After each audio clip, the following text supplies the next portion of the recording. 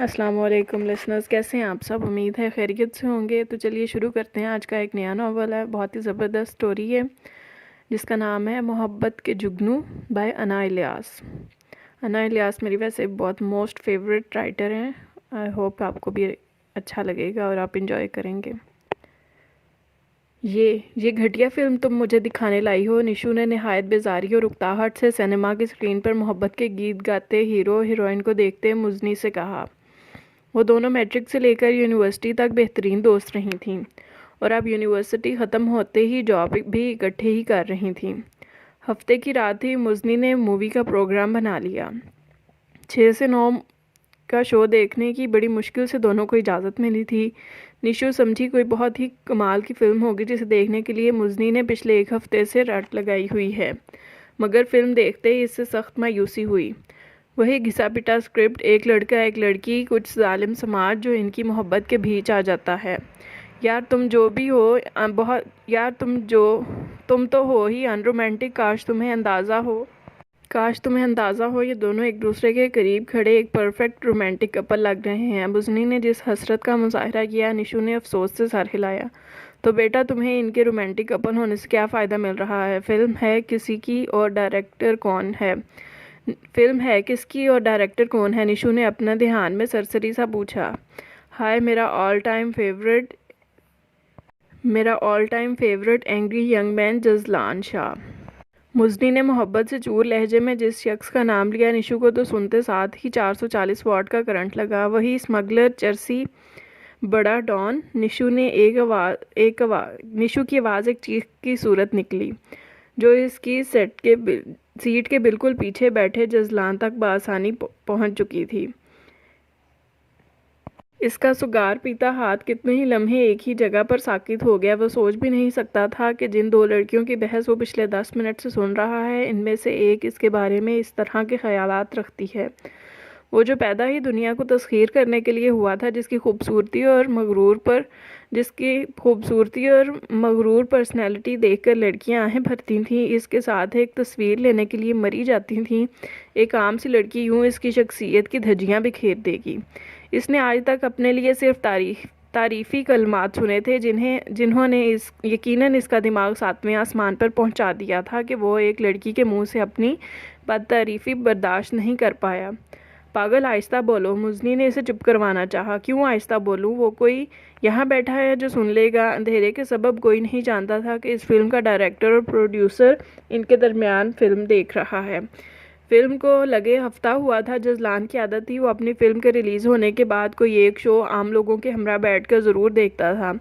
जब हर जगह इसकी तारीफ़ें होती थी तो इसके गुरूर का ग्राफ कुछ और ऊंचा हो जाता था। नखुवत हद से सवा हो जाती थी। और फिर शोहरत और पैसा 2 ऐसी चीज़ें हैं जो इंसान को कभी बुरी नहीं लगती। पैसे की इसके पास कोई कमी नहीं रही थी। हाँ, शोहरत का नशा इसे ज़रूर चढ़ चुका था। एक तुम बेवकूफ़ हो जिसे वो डॉन, चर्सिया और स्मगलर लगता है। मैं तो कहती हूँ इसे खुद अपनी फ़िल्मों में काम करना चाहिए। एक दुनिया फ़िदा है इस पर। क्या पर्सनैलिटी है, किसी भी लड़की का आइडियल है वो जब सुगार के काश लगाता है वो फिर क़यामत बर्पा कर देता है। मुजनी तो शदीद हद तक मुतासिर थी इससे। एक तुम्हारी दुनिया के ऐसे लफंगे ही पसंद हैं। शुक्र है खुद काम नहीं करता, नहीं तो बिल्कुल ही फ्लॉप हो ऐसी इसकी फिल्में। बदमाश कहीं का। सुगार पीते हुए तो बिल्कुल ही करप्ट लगता है। निशु ने वैसे भी सिगरेट और सुगार पीने वाले मर्द बहुत ही बुरे लगते थे। जजलान सुगार के कश लेते अपने ज़ब्त का इम्तिहान ले रहा था। इसके साथ ही एक और इसका बॉडीगार्ड भी बैठा था। इसके सामने एक लड़की के हाथों इतनी बेइज्जती इसे शदीद तैश दिला रही थी। और ये फिल्म देखो ज़रा, सिवाय बेहयाई और अरियाँ के है ही क्या इसमें? औरत को किस गंदे रूप में दुनिया के सामने पेश किया जा रहा है। यहाँ से इसकी ज़हनियत का पता चलता है। इसने एतराज़ात का पिटारा बंद होने का नाम नहीं ले रहा था। इस लड़की का पता करवाओ। जजलान ने इससे ज़्यादा सुनने की हिम्मत नहीं थी। वो गुस्से के आलम में उठा और अपने एक बंदे को निशु का पीछे लगाकर सिनेमा हॉल से बाहर निकल आया। अस्सलाम वालेकुम। निशु बेड पर अपने कमरे में बैठी लैपटॉप खोले ऑफिस का काम करने में मसरूफ़ थी। रात के इस पहर 1 बजे एक अनजान नंबर से मोबाइल पर आने वाली कॉल को देखकर हैरान हो गई, मगर फ़ोन अटेंड करने की बजाय कॉल काट दी। इस वक्त ज़्यादातर मोहब्बत के मारे मजनू कॉल्स करके चेक करते हैं कि कहीं कोई लड़की इनके इंतज़ार में जाग ही रही हो तो घटिया बातचीत करके फ्लर्ट को फ़रोग़ दिया जाए। वो इतनी मेच्योर्ड अप्रोच रखती थी कि कभी इस तरह की सस्ती मोहब्बत में नहीं पड़ी थी। वो फिर भी अपने काम में मसरूफ़ हो गई। अभी कॉल बंद किए 2 सेकंड नहीं गुजरे थे कि दोबारा से वही नंबर मोबाइल स्क्रीन पर जगमगाने लगा। अब की बार इसने कॉल भी नहीं काटी। फ़ोन तो पहले भी साइलेंट पर था, इसीलिए इसे कोई टेंशन नहीं थी। कई मरतबा अनजान नंबर की कॉल काटने पर भी अगले बंदे को अंदाज़ा हो जाता है कि दूसरी तरफ लड़की है जो बात करने से कतरा रही है। जैसे ही कॉल बंद हुई, इस बार निशु को मैसेज मौसूल हुआ। इसने भुनाकर इनबॉक्स खोला। Nishu please pickup my call. अपना नाम देखकर वो समझ गई कि किसी जानने वाले ही की कॉल है, लिहाजा अब की बार कॉल आने पर इसने दूसरी ही बेल पर कॉल उठा ली और कान से लगाते हुए सलामती भेजी। इसकी आदत थी, वो कभी फ़ोन उठाते हेलो नहीं कहती थी, हमेशा सलामती भेजती थी, वालेकुम अस्सलाम। फ़ोन की दूसरी तरफ से उभरने वाली गंभीर आवाज़ निशु के लिए अनजान ही थी। इसने थोड़ी देर रुककर पहचानने की कोशिश की। कहीं कैसी हैं मिस जर्नलिस्ट? अब की बार तंजिया आवाज़ में पूछा गया। सॉरी, आप कौन? मैंने पहचाना नहीं, निशु ने सच्चाई से कहा। आप मेरी आवाज़ यकीनन नहीं पहचानती, वैसे तो बड़े बड़े इंकशाफात करती हैं मेरे बारे में। मुस्कुराती आवाज़ ने निशु को उलझन में डाला। देखिए, आप जो कोई भी हैं, मुझे नहीं मालूम आपका वक्त कीमती है कि नहीं, मगर मेरा वक्त बहुत कीमती है। मेरा इस वक्त फजूल की कसौटी खेलने का कोई मूड नहीं है, लिहाजा आप बराए मेहरबानी अपना तारुफ करवाएं, नहीं तो मैं कॉल काट दूंगी। निशु ने बेजारी से कहा। हा आई लाइक योर स्टाइल। बड़ी तोप चीज़ हैं भाई। मैं जज़लान शाह बोल रहा हूँ, जिसकी फ़िल्म पर कुछ दिन पहले आपने सिनेमा में बैठकर काफ़ी सैर हासिल गुफ्तगू की। मेरी ज़ात का जितनी बारीक-बीनी से आपने जायज़ा लिया है, that is seriously very impressive. मैं बहुत कम किसी की तारीफ़ करता हूँ। आप पहली वो खुशनसीब खातून हैं जिसने मुझे मुतासिर किया है, अदरवाइज़ तो सब अकल से पैदल होती हैं। निशु को अपने बारे में बताता वो इस्तहज़ाइया हंसा। जहाँ इसने निशु को कुछ दिन पहले का मौका याद कराकर इसकी सिटी गुम हुई थी, वहीं अपने गुरूर में औरत ज़ात पर किए जाने वाले तबसरे ने निशु का दिमाग भग से उड़ा दिया। एक्सक्यूज़ मी मिस्टर, अव्वल तो ये कि मेरा नंबर आपने किस खुशी में लिया, दूसरा ये कि मुझे आपके इम्प्रेस होने या ना होने से कोई मतलब नहीं है। मैं दिन में आप जैसे हज़ारों लोगों को ना सिर्फ इम्प्रेस करती हूँ बल्कि इनकी बोलती भी बंद करती हूँ। कभी किसी भूल में मत रहिएगा। वो इसे वार्न करती जज़लान की अच्छी खासी खबर ले गई थी। हा wow, seriously I like this style. Good to know कि आप जैसी निडर लड़कियां भी इस मुल्क में हैं जो हम जैसों के होश उड़ा सकती हैं। जज़लान ने बेबाक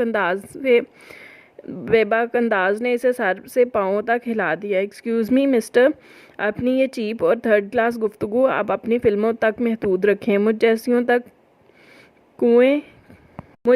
तक कन्वे करने की ज़रूरत नहीं है। वो गुस्से से आग बगोला हो रही थी। चलें एक डील करते हैं, मैं आपको अपनी बातों से तंग नहीं करूँगा अगर आप मुझसे दोस्ती कर लें। मेरे सर्कल में अभी तक आप जैसी बंदी नहीं आई। वो तो जैसे आज निशु को जिच करने की कसम खाए बैठा था। तो मुबारक हो, आपका सर्कल मुझ जैसे से महरूम ही रहेगा। इस किस्म की गिरी हुई ऑफ़र आप अपने जैसियों को करें। I am not of your type. इसने जान छुड़वाते हुए साफ अल्फाज में इसे इनकार किया था। इसने अपनी 22 साला ज़िंदगी में कभी किसी लड़के से दोस्ती नहीं की थी। कुछ जाके वो जज़लान जैसे उबाश बंदे से दोस्ती बनाती, जिसमें दुनिया जहाँ की बुराइयाँ थीं, जिन्हें इसकी अच्छी पर्सनैलिटी, आला लहजा और पैसा दबा देता था। इसने आज तक किसी लड़की को खुद से दोस्ती का नहीं कहा था। ये पहली बार था जो जज़लान ने खुद से फ़ोन करके ऐसी ऑफ़र की, ख़ासकर को किसी खातिर में नहीं ला रही थी।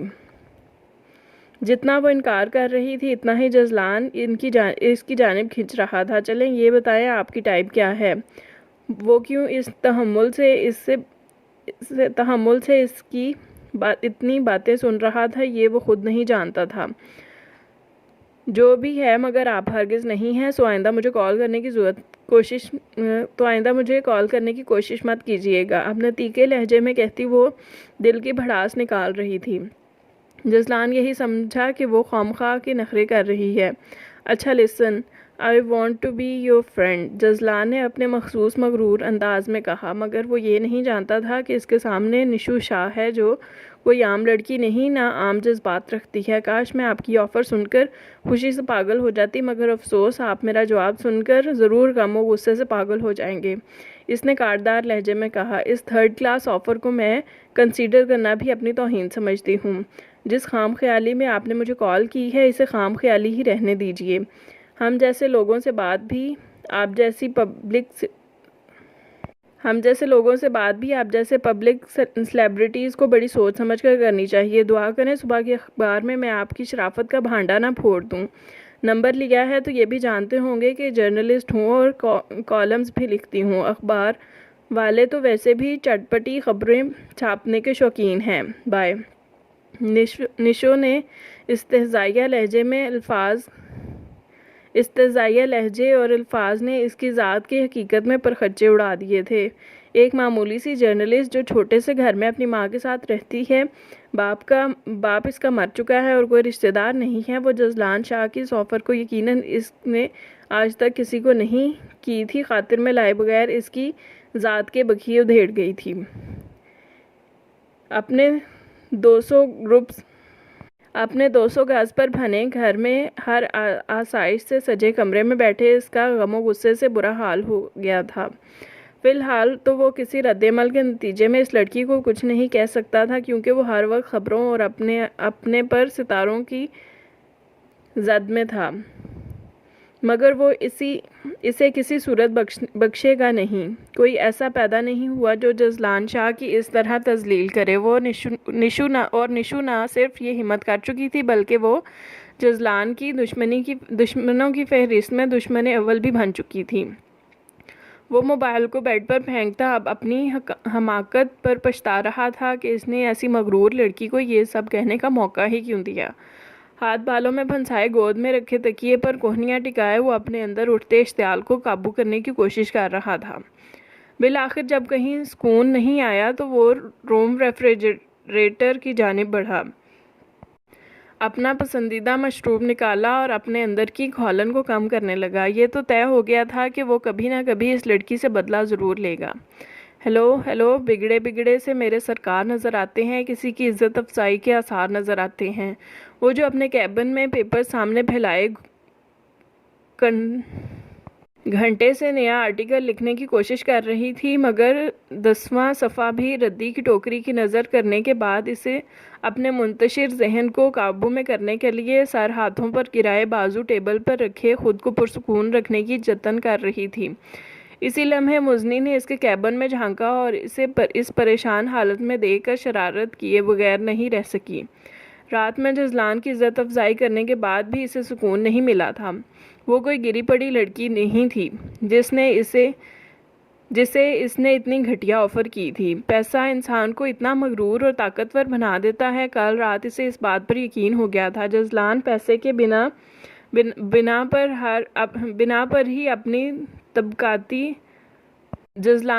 बिना पर ही इसे अपनी औकात दिखा दी थी।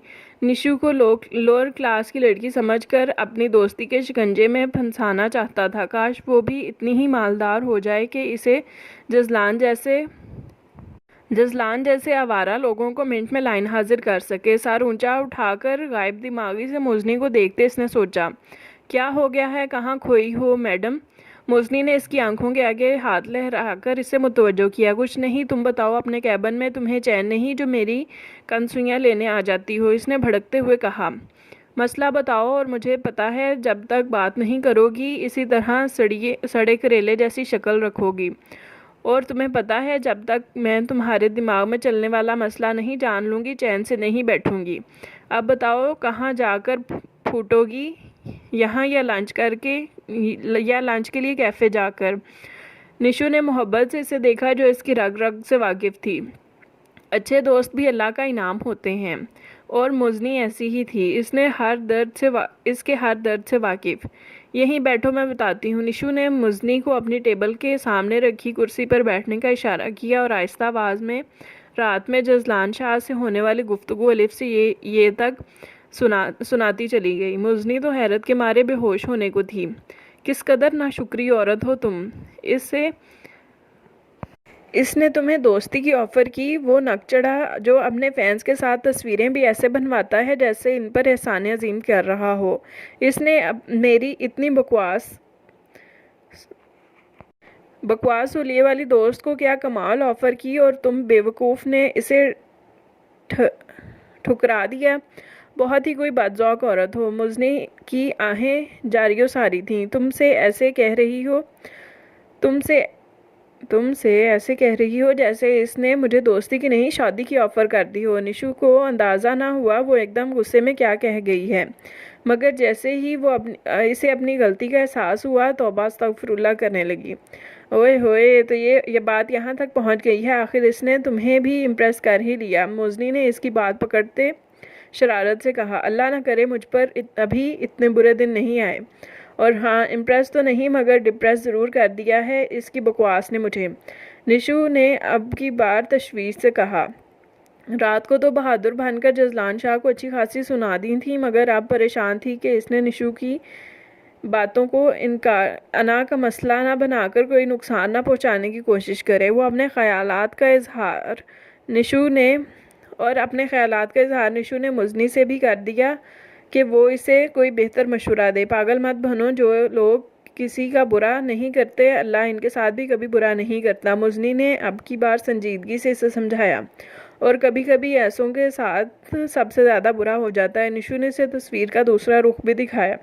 तो क्या तुम ये कहना चाहती हो कि नाउज़ुबिल्लाह अल्लाह ज़ालिम है? मुजनी ने संजीदा नज़रों से इसे खोजा। अल्लाह ना करे मैं क्यों ऐसा सोचूं, इसने बुरा माना तो बस फिर वसवसों को दिल में जगह मत दो। अल्लाह पर यकीन रखो, वो कभी तुम्हारे साथ गलत नहीं करेगा। जितना वसवसों में घिरी रहोगी, फिर बुरा ना भी होना हो तो तुम्हारे कमज़ोर अकायद से बुरा हो जाएगा। अल्लाह नाइंसाफ़ी किसी के साथ नहीं करता। मुजनी ने इसके टेबल पर धरे हाथों पर अपने हाथ रखकर इसे तसल्ली दी। उफ यार, प्लीज़ सर से कहकर किसी और को साथ ले जाओ। सीरियसली मैं अब खुदकुशी कर लूँगी। मुजनी निशु की दुहाइयों पर महसूस हो रही थी।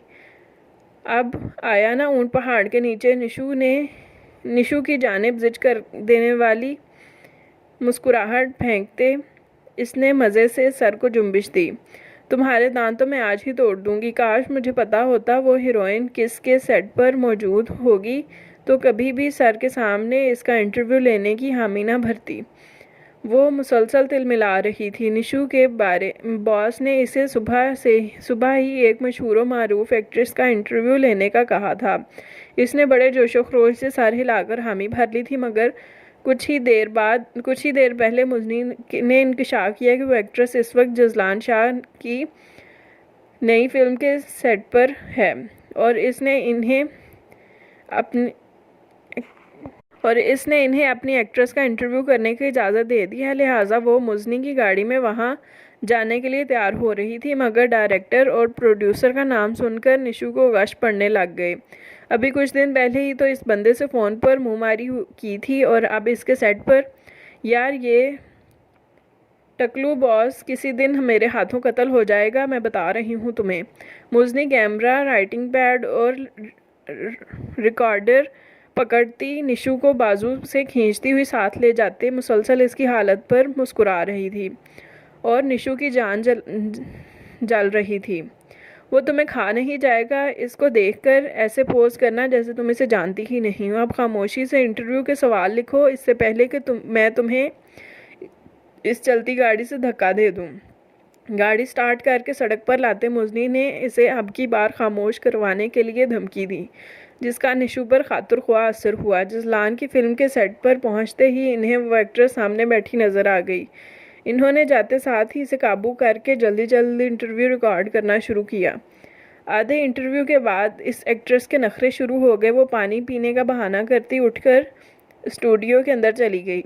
इन्हें ये सब बर्दाश्त करना था। आखिर आखिर नौकरी का मामला था। क्या मुसीबत है, एक दुनिया में लगता है हम ही मसरूफ़ नहीं, बाकी तो पूरी दुनिया बड़े बड़े काम कर रही है। निशु ने मुंह बनाते इर्द गिर्द देखते तबसरा किया। उसने ये देखकर इत्मीनान किया कि जजलान वहाँ पर मौजूद नहीं था। हैरत भी हुई कि एक्टर्स मौजूद हैं और काम करने वाला स्टाफ भी है, मगर डायरेक्टर और प्रोड्यूसर नहीं। अभी इसने ये सोचा ही था कि सामने से वो क्रीम कलर पेंट कोट में मलबूस हल्की सी शेव में अपने मगरूर नकूश समेत सामने से आता नजर आया। निशु ने इसे अपनी जानिब आता देखकर फ़ौरन नज़रें पेपर पर झुका ली। बेमकसद पेन चलाते ऐसे पोज किए जैसे कोई बहुत अहम पॉइंट्स नोट कर रही हो, जबकि मुजनी जजलान को अपनी जानिब आता देखकर खुशी से फूले नहीं समा रही थी।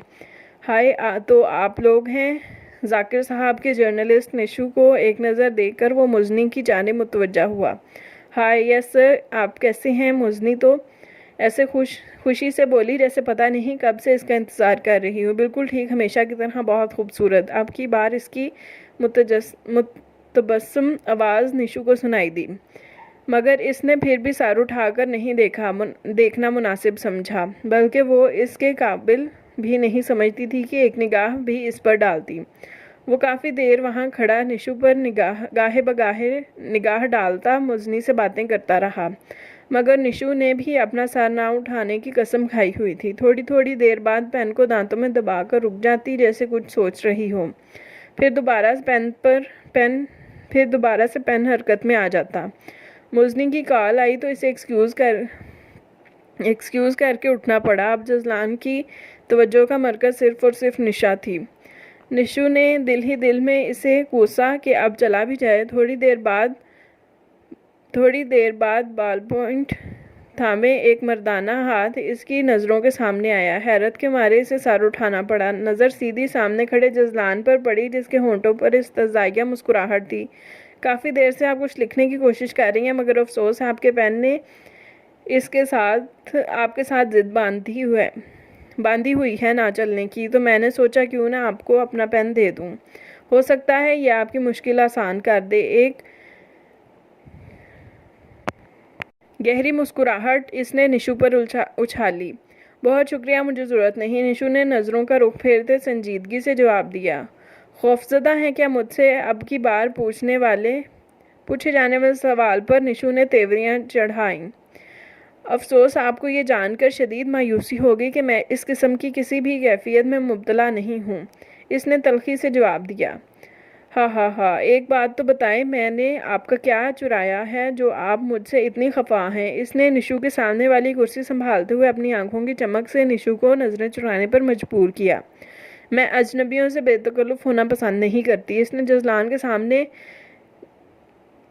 हदबंदी की दीवार खींची। अजनबियों से बात नहीं करती, मगर इनके बारे में बात ज़रूर करती हैं, इसने वाज़े तंज़ किया। ये मत भूलें कि आप इस फील्ड में आने के बाद आपकी ज़ात पब्लिक प्रॉपर्टी है, और पब्लिक प्रॉपर्टीज़ को तो हर कोई डिस्कस करता है। निशु ने वाज़े तौर पर इसकी हैसियत बावर करवाई और मज़ीद कोई वक्त ज़ाया किए बिना वहाँ से उठकर बाहर चली गई, जबकि जजलान ये जानने से कासिर था कि वो ये रवैया इसके साथ क्यों अपनाए हुए है। निशु, ये जो तुम करती फिर रही हो, ये सब हम दोनों की ज़िंदगी में सिवाय तूफ़ान की और कुछ नहीं लेकर आएगा। वो जो छुट्टी वाले दिन बैठी बहुत दिनों बाद टीवी पर अपनी पसंद की फ़िल्म देख रही थी, सामने सोफ़े पर बैठी माँ की कही गई बात का मतलब समझने से कासिर थी। किस कदर अचंभे से इन्हें देखा था, जैसे समझ ना आ रही हो कि वो क्या कह रही हो। तुम क्या समझती हो? तुम मुझे कुछ नहीं बताओगी तो मुझे पता नहीं चलेगा। तुम शाहों के ख़ानदान पर केस करवा चुकी हो। उन्होंने कड़े तेवरों समेत इसे देखा। इनकी बात की तह तक पहुँचते इसने अपनी नज़रों का रुख एक मरतबा फिर टीवी की जानिब करके ऐसे तासुर दिया कि वो इस मामले में अब कोई बात नहीं करना चाहती। मैं कुछ बात कर रही हूँ तुमसे। इन्हें निशु क्या ये अंदाज़ एक आंख नहीं भाया? जी जानती हूँ, इसने मुंह बनाते कहा। अगर जानती हो तो इस मामले को यहीं पर ख़त्म कर दो। मैं नहीं चाहती कि जिस औलाद को मैं वहाँ से बचा कर लाई हूँ तुम्हारे इस इस हमाकत की वजह से वही सब फिर से दोहराया जाए। मुझ में अपनी जवान औलाद को खोने की हिम्मत नहीं है। सबूर बेगम ने मिन्नत भरे अंदाज में कहा, अम्मी प्लीज़, वो लोग हमें खा नहीं जाएंगे, मगर आपकी इन फजूल दूरअंदेशियों के सबब मैं अपने हक से किसी सूरत इन गासिबों को हड़पने नहीं दूंगी। मैं इनकी हस्तियां तक को हिलाकर रख दूंगी, इसीलिए मुझे जिस हद तक भी जाना पड़ा मैं जाऊंगी। इसने निडर अंदाज में माँ को अपने इरादों से बाखबर किया। वो तो इसके इरादे सुनकर कांप गई थीं। निशु, क्यों मुझे बेमौत मारना चाहती हो? तुम कल ही केस वापस लोगी। इनके तहक्कुम भरे अंदाज का भी इस पर कोई असर नहीं हुआ था। सॉरी अम्मी, मैं ऐसा कुछ नहीं करने वाली। आप और मैं इस हवेली और इस जागीर में से अपना हिस्सा लेकर रहेंगे, इसने अटल अंदाज में कहा और उठकर अपने कमरे की जानिब चल दी, जबकि सबूर बेगम अपना सर पकड़कर बैठ गई थीं।